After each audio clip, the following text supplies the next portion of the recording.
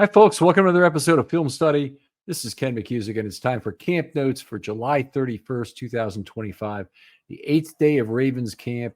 Unfortunately, some inclement weather today, not during practice, but around practice. I was at my home in Towson, and it's raining cats and dogs before I head out to practice. I got to practice. It's sunshine, beautiful day. The entire practice was like that.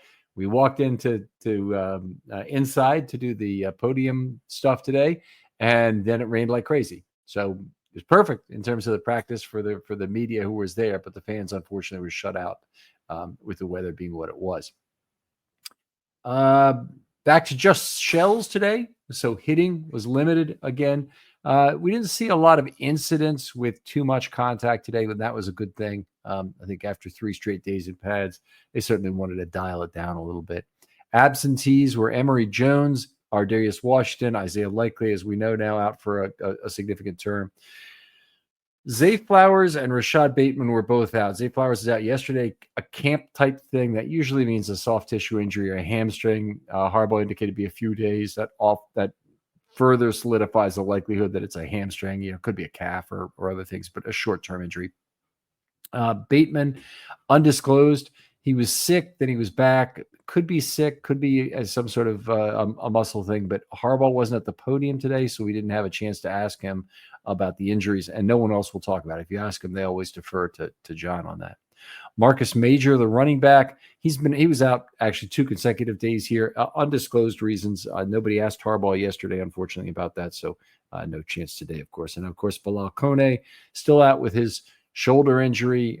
He's dealing with pain, says they should be back fairly soon. That's what John said yesterday. Returned today was J.A.D., who was a full participant. Now, that looked like it could have been a more serious injury, but J.A.D. was back and a full participant today. So he was in there, and there was actually some talk of him at the podium and a positional change that is included in that. We'll get to that a little later. Talk about punt drills first. We have the same 4 punt returners we've had so far: Miller, Wade, Wester, and Wallace. Most of the time, Chris Horton, the special teams coach, was up close to the line of scrimmage, trying to work on the blocking assignments and the releases and whatnot to make sure those were handled properly. And of course, he's trying to coach both sides of the ball there on these plays. This causes some inconsistency. Some of the punts were done by the Jugs gun and some were done by Stout. Now, there's a big difference in fieldability between a Stout punt and a Jugs gun simulated punt. So it's a Jugs gun simulated punt. They just put it in the what you're used to as delivering baseballs in batting practice, or in usually, I guess, in batting practice and cage practice underneath the stadium. In this case, the Jugs, they don't do anything special, at least that I've seen to it. There probably are different settings you can put it on, but these look more like a high up rotation as you'd expect, and then they come back down. Very readable, fieldable, etc. When Jordan Stout kicks the ball, for starters, you have a big variation in distance involved, but also you have some variation in terms of the left-right component too. So it's a much bigger difference in fieldability. And I had some different comments on each returner, and there was some good and there was some bad today. But Anthony Miller had all Jugs gun returns that I looked at. Now, by the way, there were some returns that I did not score. I didn't start right at the beginning, I don't believe. And there might have been a couple I was missing as I was writing down an extended note on one of the plays. But Miller had 3 returns off the Jugs gun. He tracked the ball well, and on 2 of the 3, he was explosive off the catch. So for me, tracking the ball well means you get underneath that punt when it gets there, but you still can kind of be on your back foot, not have your leverage right. 2 of the 3, he was really explosive out of the catch, and I thought he probably looked the best of the returners, even though it was all Jugs. Dayton Wade returned 4 punts, 2 live, 2 Jugs. He's still kind of a mediocre tracking. He didn't have anything better than a 2 on my 1 to 4 scale, so you get a 1 is you tracked it, you got underneath the punt properly, and you're looking to explode out of that, which would be in the explosiveness score, the second one. But I rate them all 1 to 4. Anyway, Wade had mediocre tracking, call it a couple twos, 1-3, and just moderate explosion. Now, it is really hard to have any kind of explosion when you don't track the ball well. If you don't get under the ball and you're not, prepared to move forward with it, you generally can't do that. So anyway, not a great day, honestly, for Dayton Wade as a return man. Wallace only saw one live punt. He tracked it well. He's a little slow on his explosion, not the normal Wallace thing, but he's almost like not taking a step back, but he was almost like stopped as he caught the punt, and it wasn't ideal explosion. Then LaJohntay Wester, who obviously the Ravens are probably hoping wins the punt return job. It certainly makes everything from a roster perspective a lot easier if he does. He had two very good reps, one live and one jugs. He also muffed a punt. So he put one on the ground, and he was the only one who did that. It's it is what it is. I'm sure they'll take some time talking about that one, but hopefully he's still the guy when the season comes along. I'm sure we'll see plenty of them in preseason. In fact, I think we'll see exactly all four of these guys in preseason returning punts. For the 8th consecutive day, the Ravens ran these set and snap drills to start practice. So it's not an atypical thing to have these. This time they split the field in two, and they had 2 sets of them. They were trying to get more reps, I guess, for each player in terms of getting the line of scrimmage quickly and sticking with the cadence, handling their motion, getting the snap off right, getting off quickly at the snap, because you don't have anything if you just wait, and everybody moves and then you move later. Then you haven't really challenged yourself in that regard. But the work went fine in those drills, and then they ended up with 5 more false starts today and 2 more illegal motions. It's getting to be it'd be funny if it weren't funny. And it's one of these things that the Ravens hopefully will be able to get right. There might come a time where they have to make a concession, but so far I think they really want to keep the cadence up to try and be able to run it during the regular season. And when I say that, I mean not always going on one, not having a set cadence that everyone can easily follow, but having one that's more difficult for the defense to follow.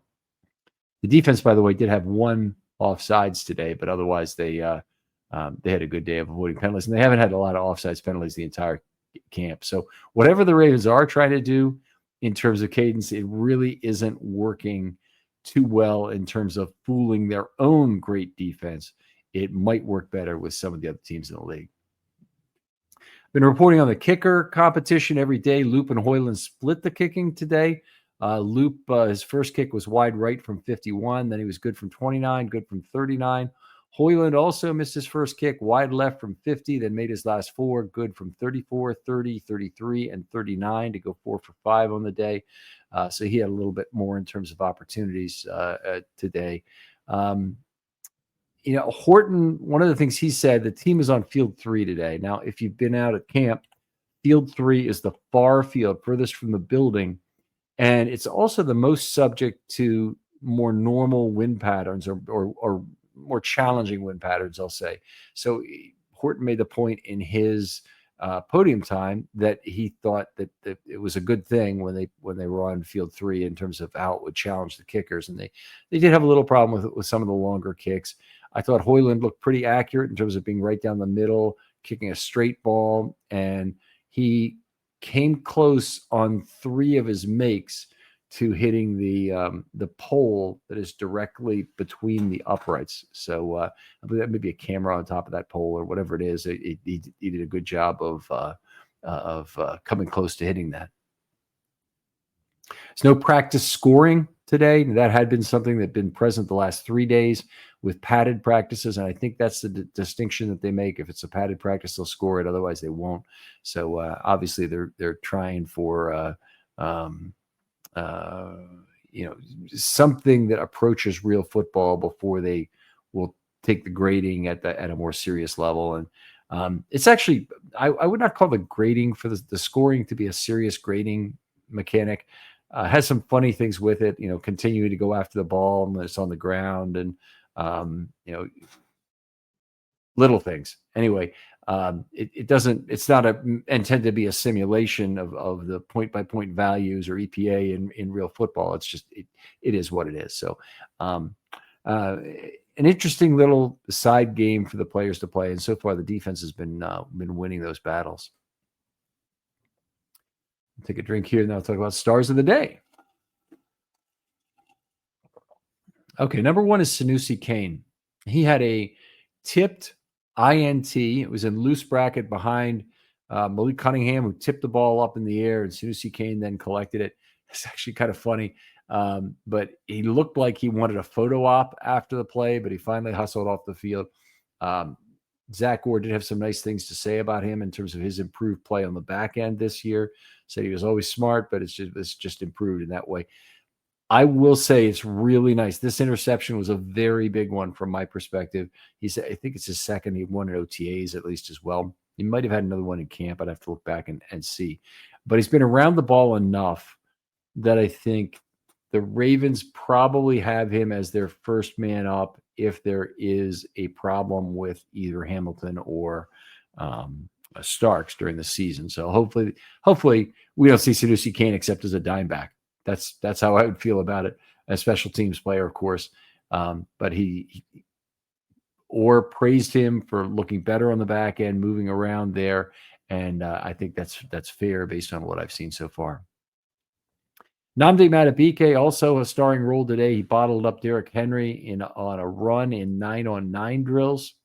Then he had a pair of passes defensed in a very short sequence in the last segment of practice. The first one was just pressure, basically walked the guard back into Lamar, but he got his hand up and the ball was deflected at the line of scrimmage. The second one, he might have been a little further back, although it looked like he was in the process of getting pressure and tipped the ball up. And Teddy Buchanan and Malik Cunningham both went for it. Cunningham came away with it, so he got the credit for the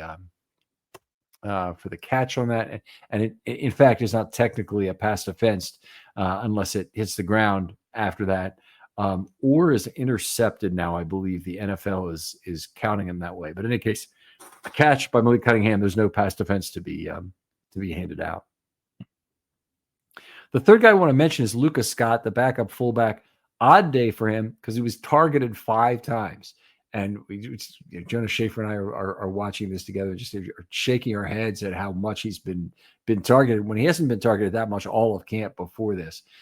Every single one of these was a little flat route or check down, or no, you didn't have a wheel route. You didn't have anything where he's releasing down the seam or anything like Vontae Leach on the first play of Super Bowl 47, where he all of a sudden catches the longest ball he ever did with the Ravens in terms of his position relative to the line of scrimmage.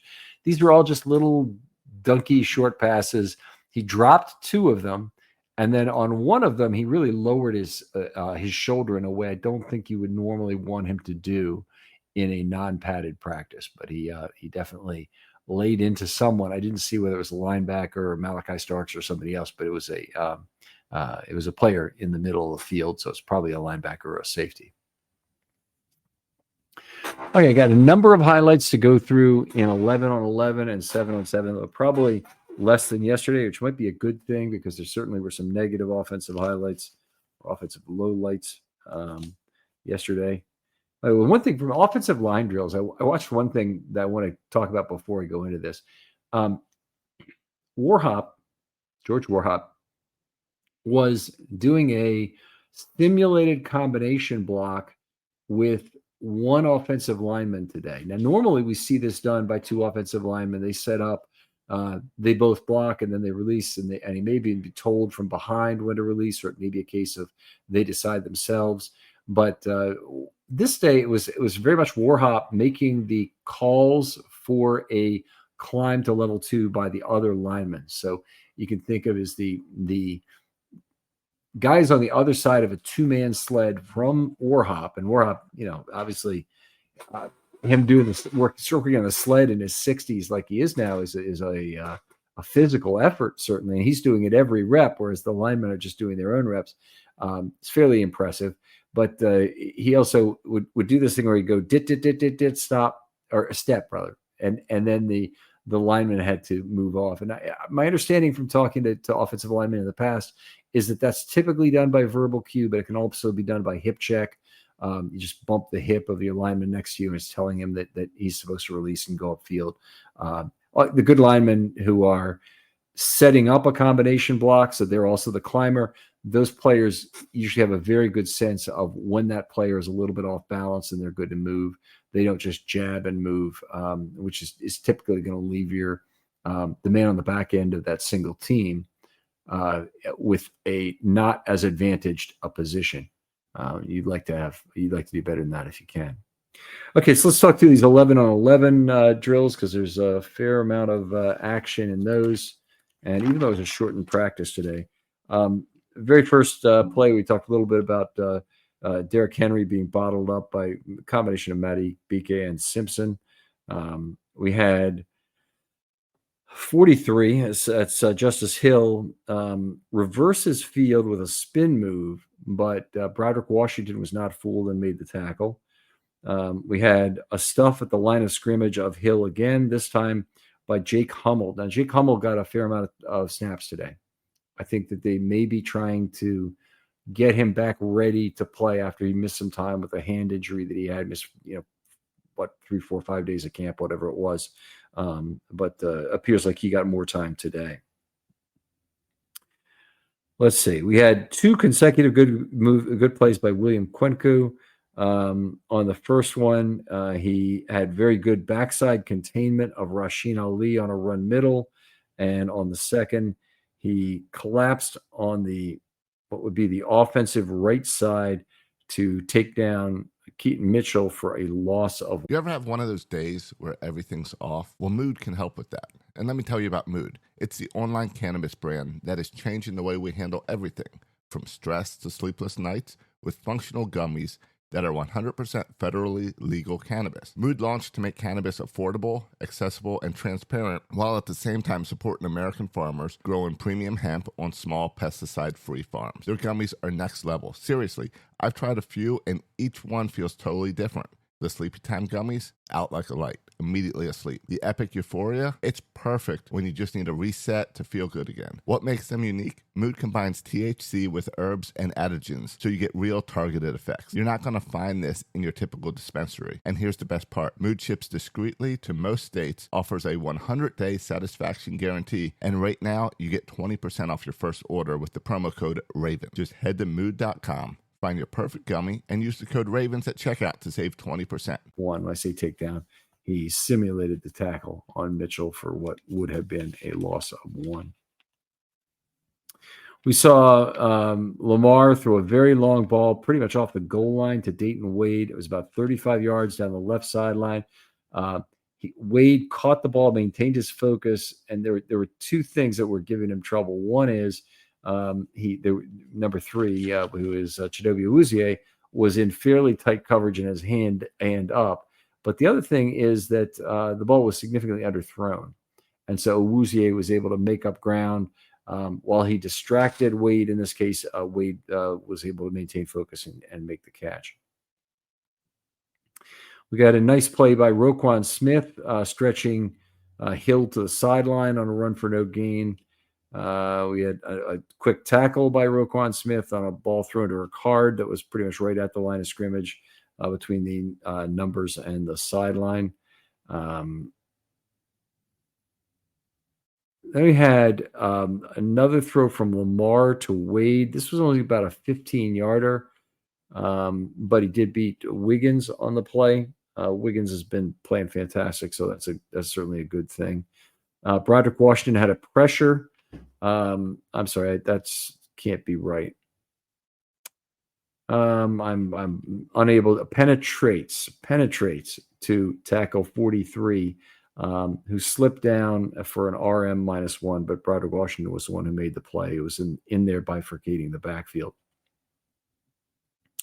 Ravens ran a little bit of trick play, and I'm not going to get into the mechanics of it, but Lamar Jackson, after a scramble and a decision not to pass, took off, and Trenton Simpson tracked him down in level 2, maybe about a 5-yard gain overall. It was one of those multiple touch kind of plays that I won't get into any further than that.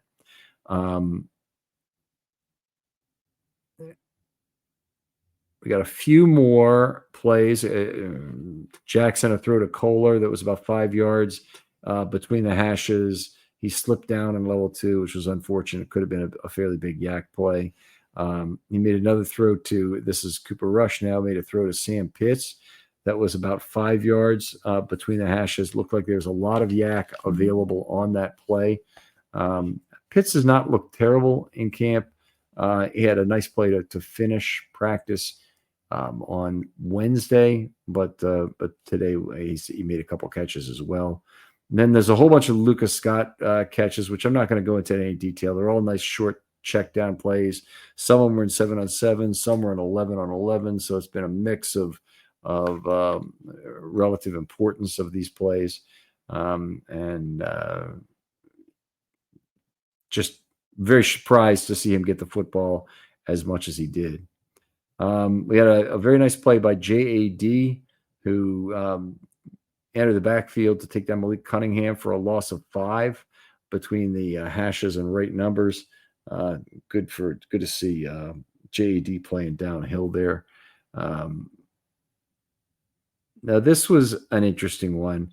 We had a long pass from Cooper Rush down the left sideline to Gilroy. Is it Gilroy? Is Jake Gilroy? What's his name? Xavier Gilroy.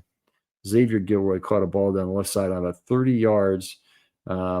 Check that, 30 yards between the numbers and the left hash. And Tampa was right there in the area and was not able to disrupt it. The ball was, in fact, a little underthrown, which made it all the more playable by Tampa, and he was not able to find the ball and make a play on it. DJ Tampa has certainly had his ups and downs. We hope he's somebody the Ravens still have, figure a big future for, but I wouldn't say he's taken a big step forward in this camp. That just would not be my feeling as of right now. Continue to get the ball in Keaton Mitchell's hands a lot. One of my theories is that Mitchell is getting a lot of plays because he's by far the best offensive weapon that plays with the twos regularly. So when he's out there and Cooper Rush is there, it's natural for them to have a bond. And it's natural for Keaton Mitchell to get the football because he's about the most dangerous player they have out there. Let's see, what else do we have? We had Lamar going to Kirkwood. It was incomplete, 15 yards, 5 circle. It was kind of a hole shot between Wiggins and number 14.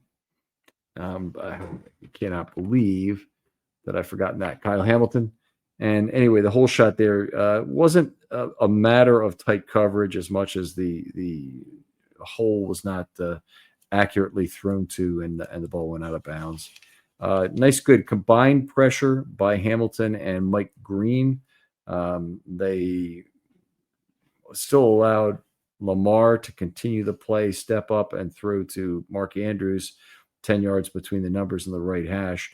But that play could have easily been blown dead. That might have been a sack had that been a real game. Really nice pancake by Andrew Voorhees on Tavius Robinson on a pass rush. End up just being a long incomplete to Cunningham, but it's good to see a nice pass block. We saw Malik Ham bull Zaire Mitchell-Payton, the tight end, backup tight end, and that allowed for Broderick Washington to leap up and get a pass defense at the line of scrimmage. So that's kind of a complementary pressure situation, but also one where Broderick and whoever was assigned to him, who I did not see on the play, allowed him to elevate instead of punching on the stomach or doing the other thing that would stop that, doing something else that would stop that.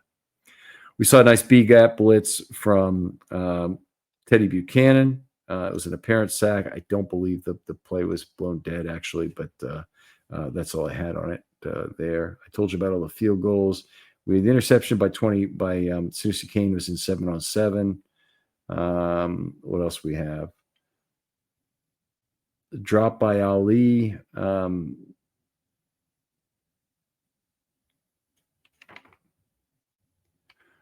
Okay, then we had a nice catch from Leary to Wester, where he made a nice tax kind of above 27, over 27. Now, there were a bunch of players that were all coming to the same point, and there was a collision on the play.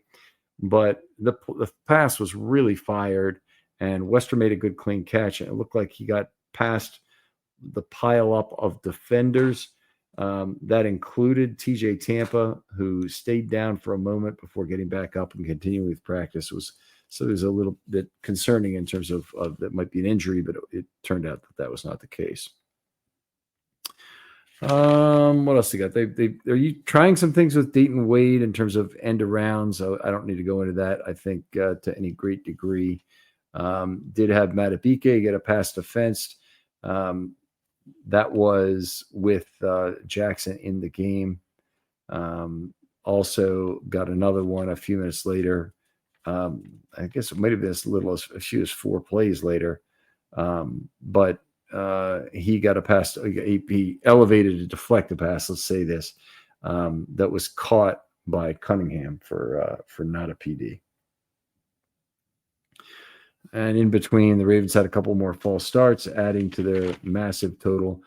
Talk a little bit about the podium time for these guys. Todd Monken, a few things he said. He said he stressed the need for the offense to evolve to remain successful. I think it's a very big point of Monken. It was true also of Roman too, that he wanted to make it look different than it had before, so it wasn't just easy to game plan against him. I think that's a very valid point, by the way. Keaton Mitchell is someone that Todd Monken is very proud of so far this preseason. He said he's moving around very quickly, he's cutting well, and he's smiling, so he's excited for him. Decided he's going to carry a little more weight this year, which is should help with some of the hits he's taken in practice, I can tell you.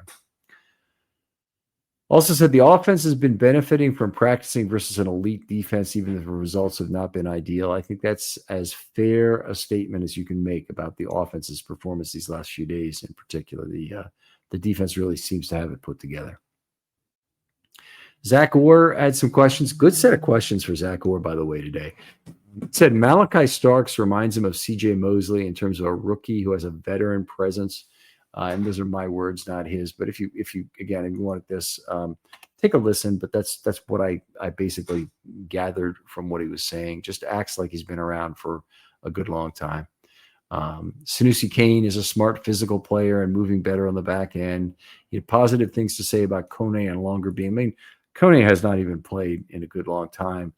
I don't know how he has really a lot of thoughts about those guys, but I guess he would have been interested during the draft process and trying to understand what these guys could provide. And so he had positive things to say about both. I do kind of take a little bit of that as coach speak, but it is what it is. I asked him about what players had gone out on their own and gotten position training this offseason. He cited 2 guys as improving their pass rush technique. I don't know if this means they actually went out and got position training, or maybe they worked with Chuck Smith here in Baltimore, or maybe what it was. But he cited Tavius Robinson and Travis Jones as players that have improved their toolkit from a pass rush perspective. So that's good to hear. Really good to hear about Tavius, because he's a good, very good run defender and doesn't miss a lot of tackles. So if he's got a little bit more to offer as a pass rusher, like Jarrett Johnson, he probably sees a lot more time. And of course, Zach said he wanted to see a lot of the young players, and he's very, very proud of a lot of the rookies, had good things to say about him, that he wants to see him in the preseason games. The last guy to the podium was T. Martin. He was asked about ego issues for wide receivers, and he said two things, 2 people really need to step up on that. And the first is Lamar, who needs to demonstrate his leadership. He needs all the players on offense, all the wide receivers, to look at him as a leader and see him that way.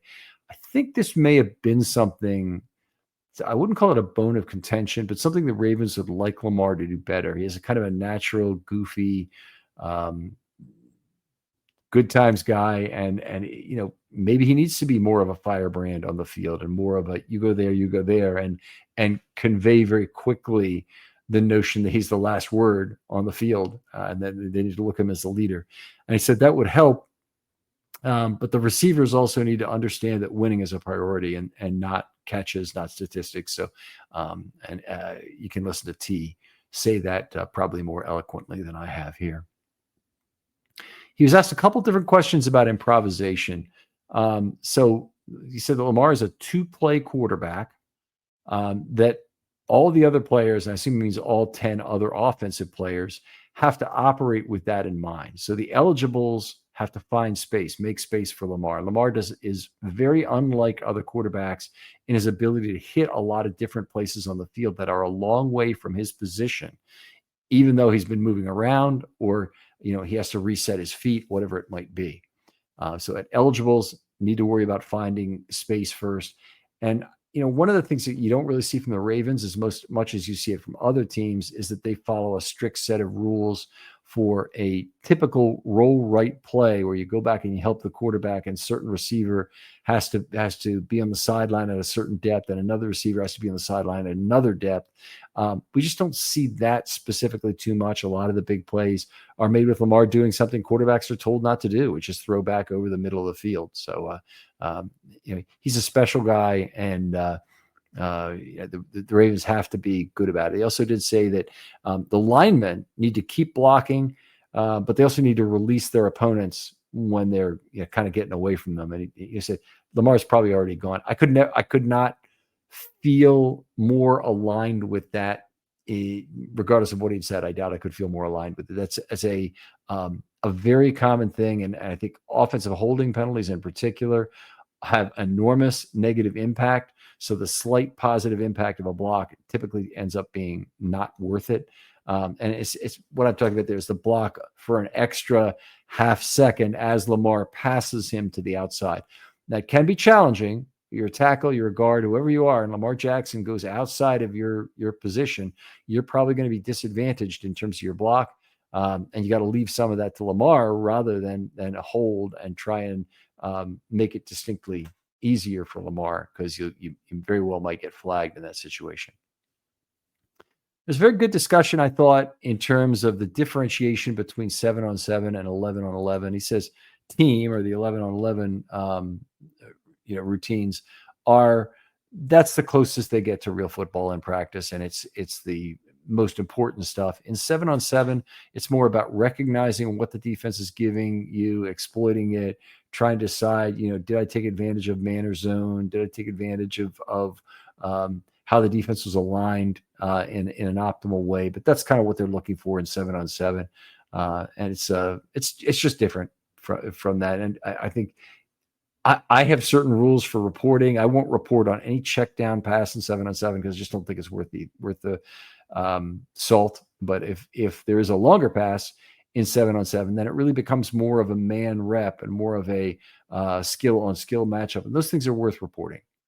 It's certainly still advantage offense in terms of 7-on-7, and tremendously advantage offense when it's a one-on-one drill. But when you got 7-on-7, long passes are worth reporting, and short passes generally are not worth reporting. Anyway, that's going to do it for today. Thanks as always for listening. I'm going to try and provide a pre-camp what to look for tomorrow, and actually not tomorrow because the Ravens have the day off, but for the next practice on Saturday, and then a post-camp every day, a very brief 1 to 2 minute video talking about what happened today, and hopefully teasing for you the desire to listen to this particular pod, which I try and get it done by about 6:30 or 7 o'clock. Josh often has it up by about 7:30 or 8 o'clock. So by that time, to kind of start looking for the film study camp notes, and I really certainly appreciate that.